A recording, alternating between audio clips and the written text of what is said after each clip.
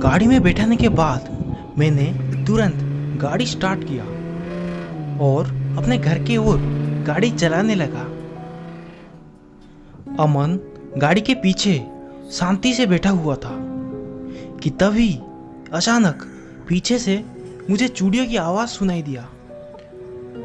मैंने जब पीछे देखा तो मैं हैरान हो गया। अमन अपने हाथ में चूड़ियां पहना हुआ था। उस वक्त मैं काफी डर गया और डर के मारे गाड़ी रोक दिया। मैं अमन को वो चूड़ियां अपने हाथ से फेंकने के लिए बोला, लेकिन मेरे बोलने पर अमन का कुछ भी रिएक्शन नहीं था। फिर मैं उसे गाड़ी से बाहर निकाला और उसके हाथ से चूड़ियां निकलने लगा। ये देखकर अमन जोर से चिल्लाने लगा। उसका आवाज एक औरत की आवाज जैसा लग रहा था, जो कि बहुत ही भयानक था। उसकी आंखें गुस्से से लाल हो गया था, जैसे कि कोई चुड़ैल अमन को अपना बस में कर लिया है। उसे देखकर मैं काफी डर गया। तभी अमन ने वहां से जंगल के अंदर भागने लगा। उसे रोकने के लिए मैं भी उसके पीछे पीछे भागने लगा। वो इतना तेजी से भाग रहा था कि मैं उसका पीछा नहीं कर पाया। वो भागते भागते जंगल के अंदर अंधेरे में गायब हो गया। उस वक्त मैं इतना डर गया था कि डर के मारे मेरे आंखों में आंसू आ गए थे। मुझे कुछ भी समझ नहीं आ रहा था कि मैं क्या करूं। डर और निराश होके मैं गाड़ी के पास जाने लगा। जब मैं गाड़ी के पास गया तब मुझे अमन का आवाज सुनाई दिया, वो भी गाड़ी के अंदर से। जब मैं गाड़ी के अंदर देखा तब गाड़ी में अमन बैठा हुआ था। उस वक्त मुझे जोर से झटका लगा। मुझे कुछ भी समझ नहीं आ रहा था कि मेरे साथ क्या हो रहा है। फिर मैं अमन को पूछा कि तू जंगल के अंदर भागा क्यों? उसने मुझे बोला कि वो गाड़ी से बाहर नहीं निकला है और वो कब से मेरे लिए इंतजार कर रहा है।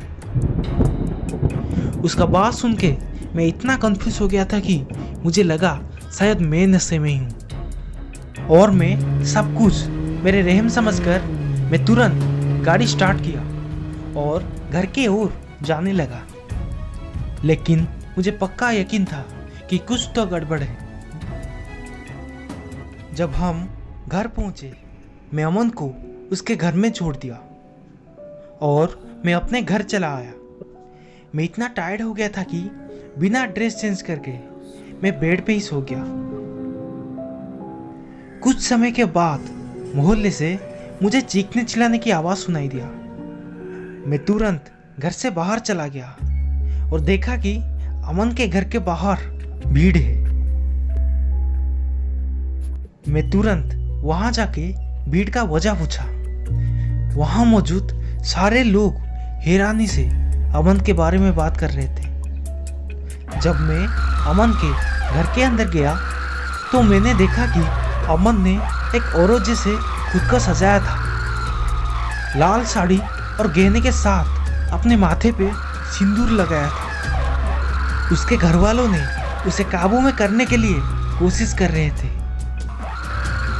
ये सब कुछ देखकर एक आदमी ने लक्ष्मण चाचा को बुलाने के लिए बोला। लक्ष्मण चाचा हमारे गांव के एक बुजुर्ग है, जो कि भूत प्रेत, तंत्र मंत्र और पूजा पाठ करते हैं। मैंने तुरंत लक्ष्मण चाचा के घर गया और उनको बुलाया। जब चाचा अमन के घर आए तो अमन को देखकर उन्होंने मुझे पूछे कि अमन कहाँ गया था। मैंने उनको सब कुछ बोल दिया। ये सुनकर चाचा ने बताया कि शायद अमन को वही आत्मा काबू में कर लिया है, जिसके कब्र के ऊपर वो बैठ के दारू पी रहा था। ये कहकर चाचा ने अमन को लेके उस मसान के पास गए और वहां उस कब्र के पास पूजा पाठ करने लगे।